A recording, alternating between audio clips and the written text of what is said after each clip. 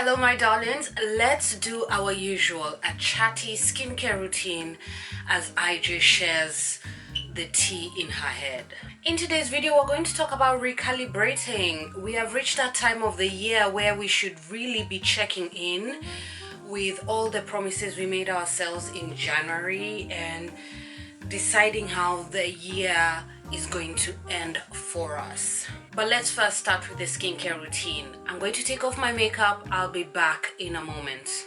So I took off my makeup with the traditional skincare skin cream from Boots. This is a cold cream and I love it. It really is something that taps into my old girl. As we know, cold cream is very old school. Makeup destroyer, but really thick on the skin. So you have to make sure your second cleanse is really good if you're going to use that. And then I popped on the Real Rose Calming Mask. I just like to hydrate the skin when the skin has worked really hard, and today my skin has worked hard. I've had makeup and sunscreen for at least 10 hours. So I feel like adding a bit of moisture to the skin really just revamps it. I have turned down the lights. Let us settle in, my darlings. Let me take off the earrings. I should also take off this necklace and put them together. Right, recalibration. This video idea is a gift from my sabbatical. And it came to me when I was on Threads, Instagram's version of Twitter. A couple of weeks ago, I decided, no, I need to log off, because one of the commitments of my sabbatical was to stay off social media and be really mindful about how I show up on there. But I told myself I can enjoy Threads, and then I started finding that I was enjoying myself too much. Then I logged off. Then a few weeks later, I logged back on, and immediately I was just bombarded with a lot of information. And I understand that social media is about people sharing their stories, and that is the point of it. In the beginning, at least. That was the beginning of social media, wasn't it? Sharing our stories, becoming more social through media. But it was just too much. I was like, no, this is decentering me. I need to recalibrate and focus on my sabbatical. So here we are, talking about recalibration. We are now halfway through the year and we made ourselves plenty of promises. You know, the vision boards, the words of the year, the action plan. How you doing? How you doing? And I'm not judging you in my laughter. I'm laughing because of the messiness of humanity, the messiness of adulting. And where you are right now may not match those promises. All I can do is implore you to have an exceptional amount of grace for yourself, to understand that life will life, and to take this video as a sign to recalibrate, to maybe go back to those promises, to those journal prompts, to the journal entries you made in January, to the vision board, whatever it is that you did in January, and ask yourself how you can recalibrate. Maybe take out some things, add some things, or even just decide that you're going to start the year afresh right now. And this is why I'm such a big advocate for stepping away from that crazy energy of January, that we are told we're supposed to have everything figured out, but we're supposed to know exactly the way the year is supposed to go, and we're supposed to plan, execute. I really don't like that strategy. It doesn't work for me. In fact, what I propose is that you slow down in your January and perhaps take an inventory of November and December, maybe even October. Take an inventory in January about how the year ended for you, and maybe make your plan in February, March.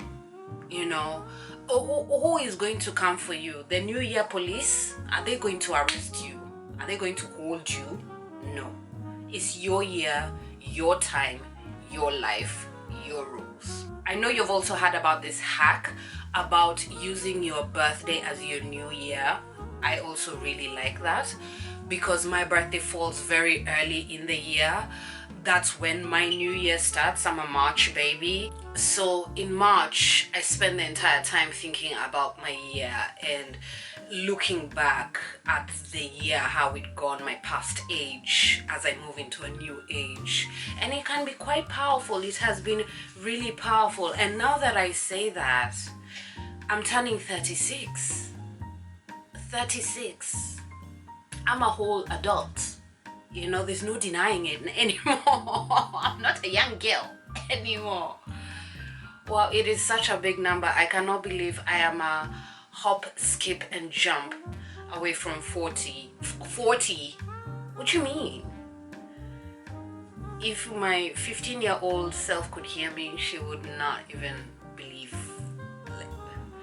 Remember when we were teenagers, we couldn't even see what that looked like. Whew.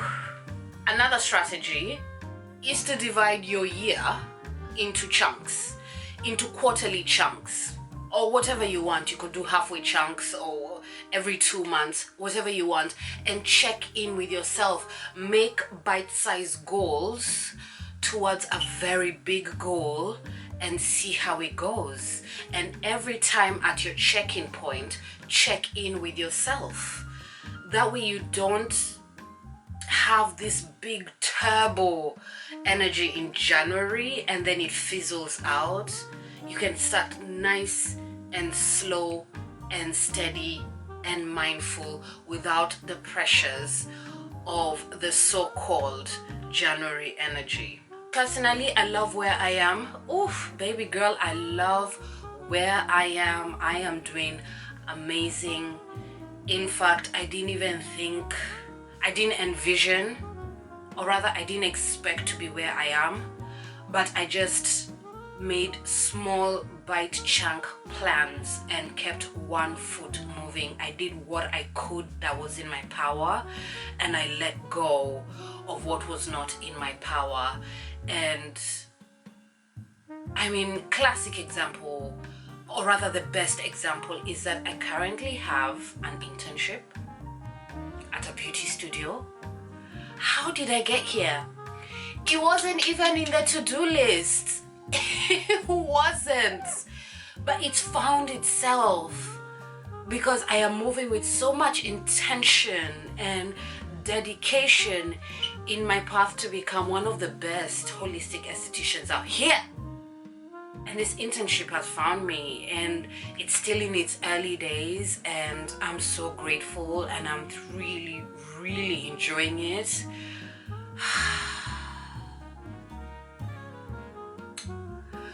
Things are good. Things are really, really good. So let's dial it back and go back to the January promises. If you are doing amazing, like me, shout out. I love you. I'm cheering you on. You can do this. You got this. Just keep putting one foot in front of the other. Keep moving with faith and action. You got this. Okay? But if you don't, you still got this. You have a chance to recalibrate. You know, you have an incredible amount of power in the reality you're creating. That is one of the biggest lessons I have learned this year. So go back and look at your January promises and goals. Is there something you want to reinforce? Is there something you want to add? Is there something you want to subtract? At the end of the day, you are watching this video for a reason. You have heard me saying all this for a reason. Perhaps it's a gentle nudge from Divine. Okay, I am going to wash this off. In fact, I'm going to hydrate the skin just a little bit with my dearly beloved First Thermal Water from Uriage. You all know I love water in a can. It is integral to my masking ways. That cleanser is new to me. I have used it for the first time today. Not bad. I'm thinking of doing a review of this new line from Superdrug. That's what this is, this cleanser. We'll see. We'll see. A girl is testing things out. Let's tone the skin. I'll first wet the skin. I'm just toning my skin with my dearly beloved, the Purifying Toner from Nankin. One of my absolute faves. It just refreshes the skin so well and helps me grab anything that I have missed. I've also just opened this baby up, and anytime I open a new one of these, I like to just pack on a layer because I just love it so much.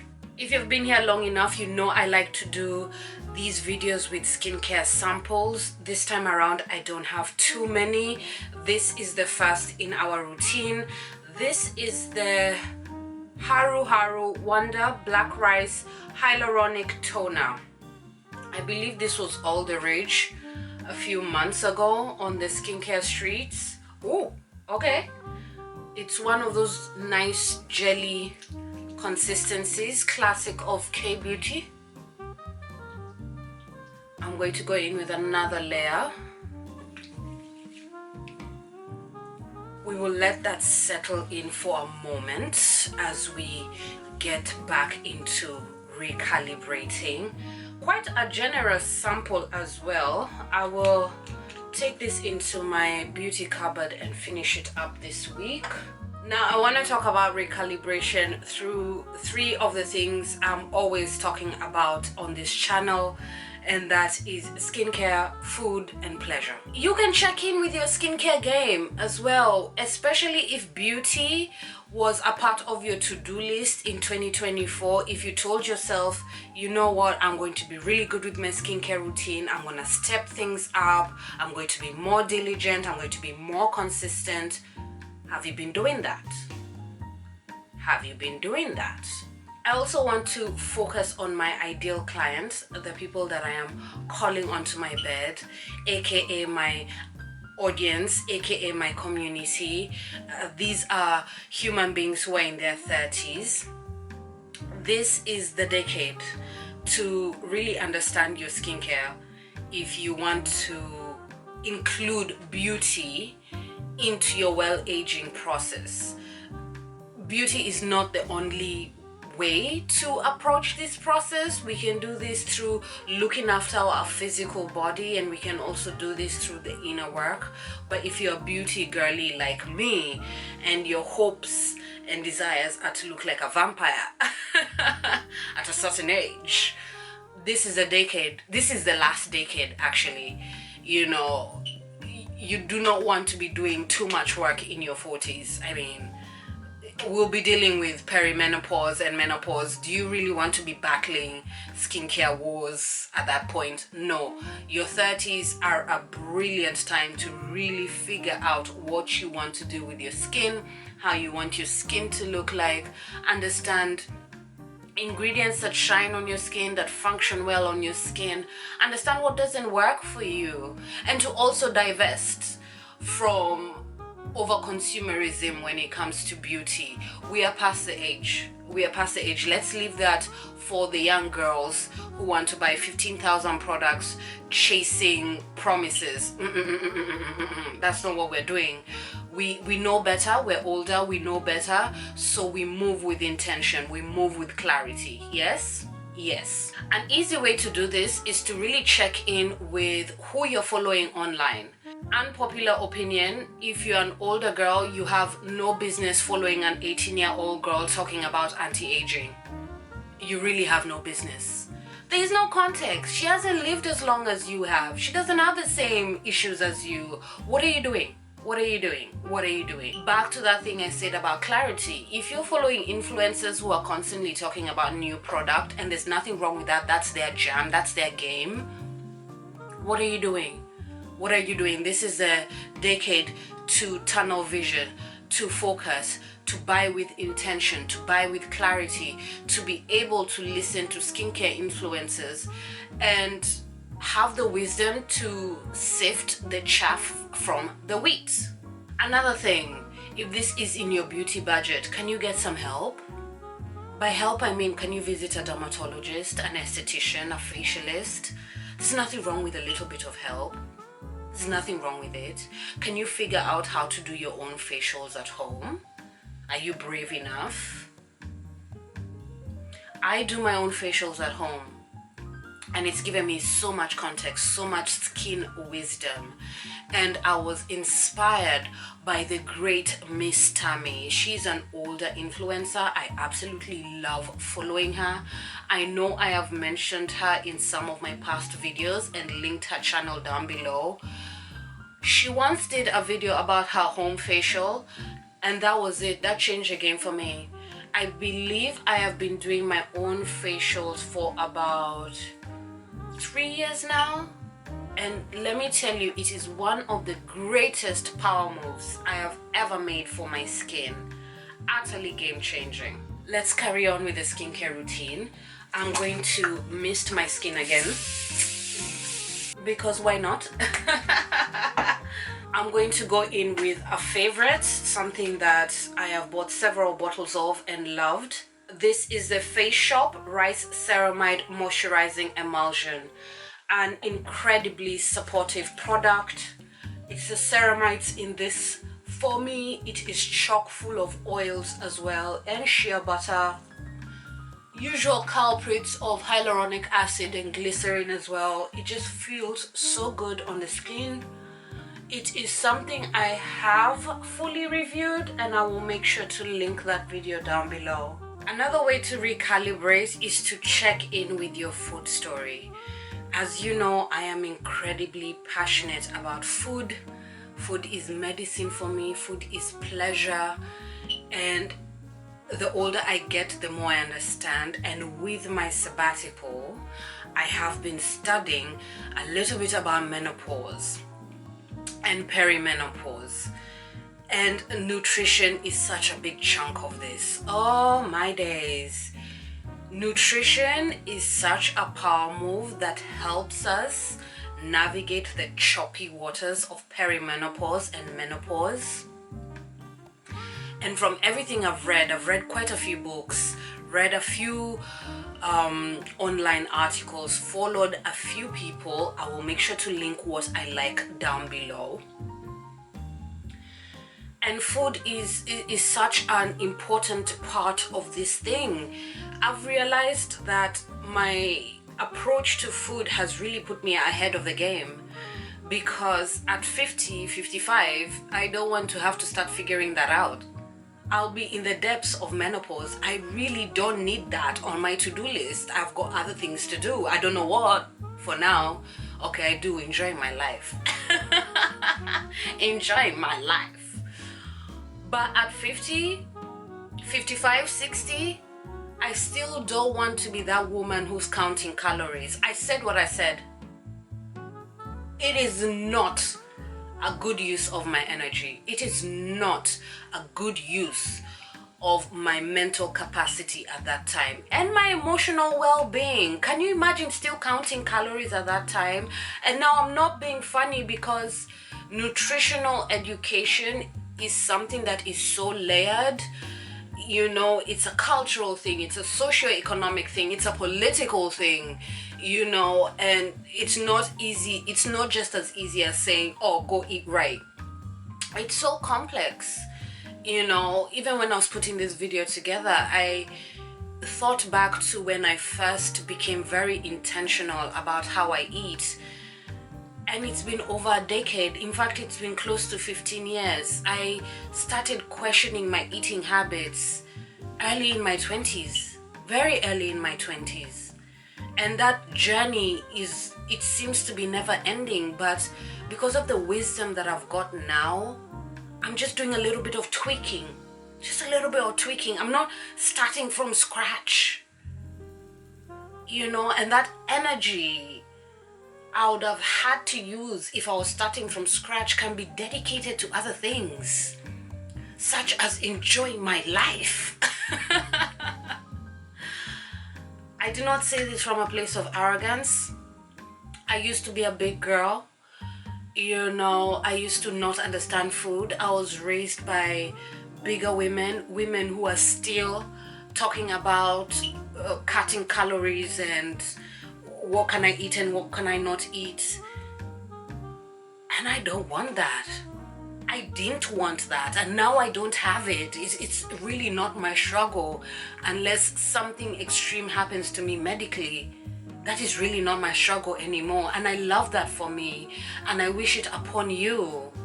And this is why I am bringing this into my practice, because it's something I'm so passionate about, and I feel like it's one of the most ultimate cheat codes for the success of a woman's health. If you understand what you're eating and how you're eating it and the value of it, baby girl, you're ahead of the race. Oh, you ahead. So allow yourself to check in with your food story. Do you like what you see? Can you afford help? Can you go to the library and read some books? Can you follow the right people online and learn from them? Can you honor your curiosity and check your mediocrity? Oof! Loud! I'ma leave that there. I'll finish this point with substantial context. My therapist is an older woman, and we were talking about perimenopause and menopause. And she was a clever girl, a wise girl. She did her leg work before she got to that time in her life. And she told me one thing. She was like, do you know, I used to sit with women my age and be completely baffled. I didn't understand what they were talking about. They sounded like they were in the middle of a whirlwind of confusion and so much aggression and just a complete disdain of where they were in life in terms of what menopause was doing to their body. And I wasn't there because I was moving my body, because I was doing my inner work, because I was eating right, because I had already learned to honor that season of my life, and I approached it with an open heart and love and curiosity.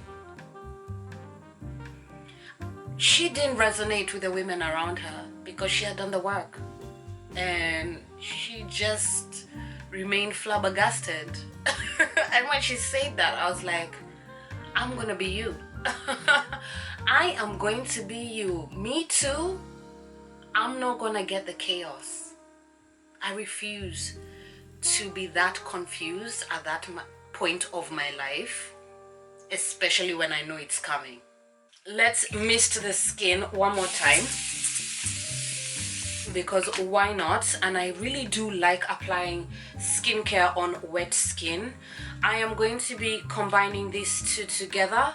I have got the Rouge Estate Wild Beauty Protecting Day Cream with Blue Tansy Oil, and I am mixing it in with the Disciple Dreamy Skin. Now, I have used both of these. I have had bottles of Dreamy Skin, absolutely fabulous. I will link a review down below. And I have tried a sample of this day cream, and it's absolutely stunning.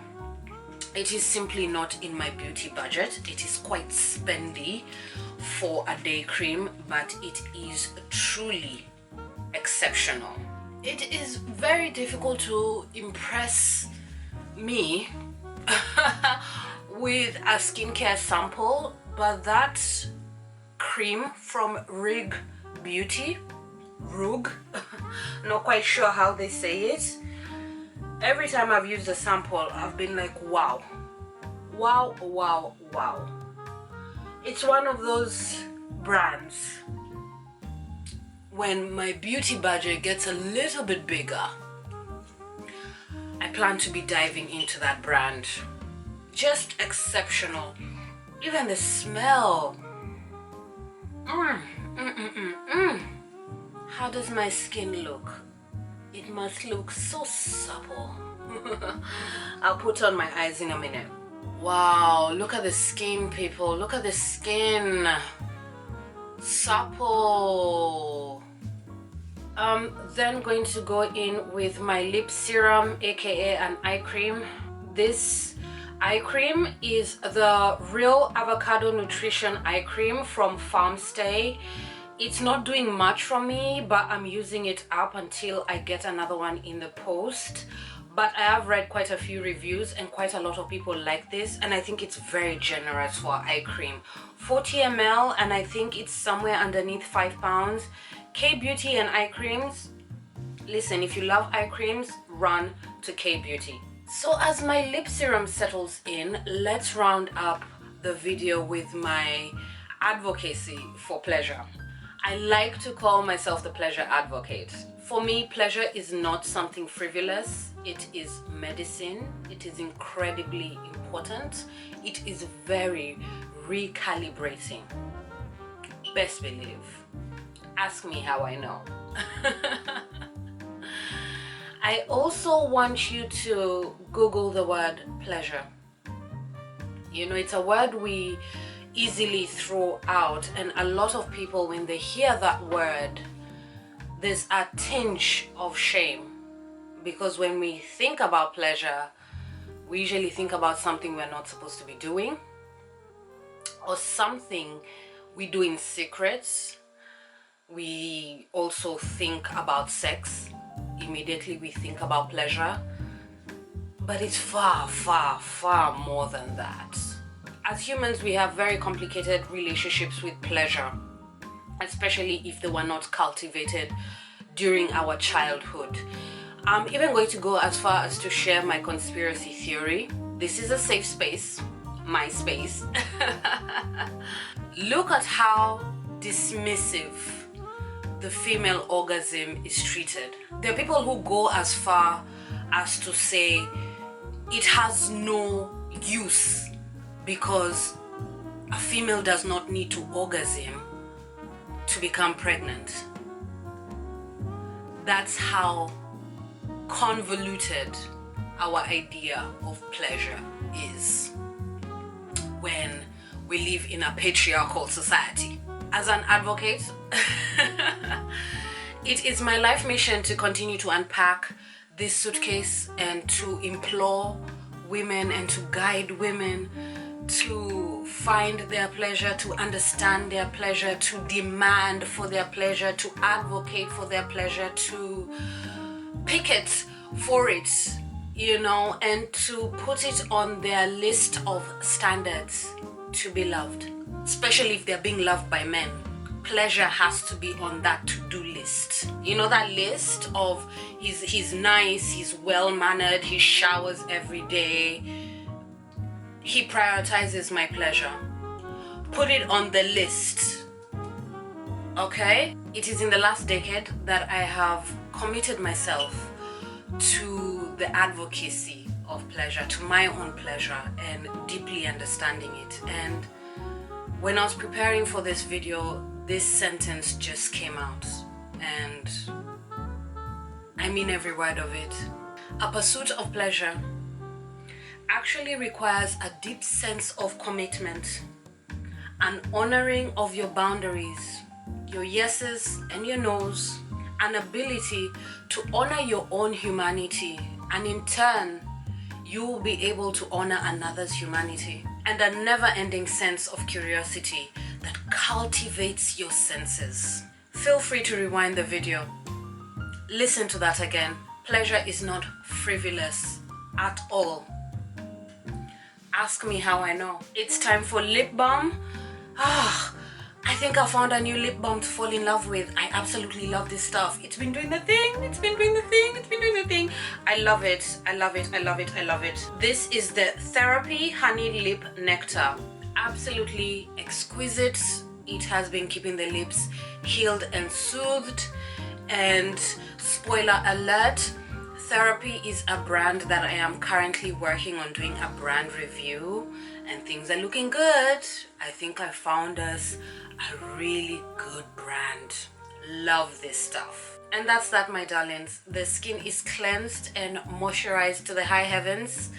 I am glad I was able to do this. Today was a jam-packed day. I wasn't sure if I was going to squeeze this in, but here we are. Grateful. Down below, as per usual, I will be a good girl and fill it up with as much information that was relevant to this video. And I want to thank you so much for being here. My name is Ijoma, and I'll see you soon.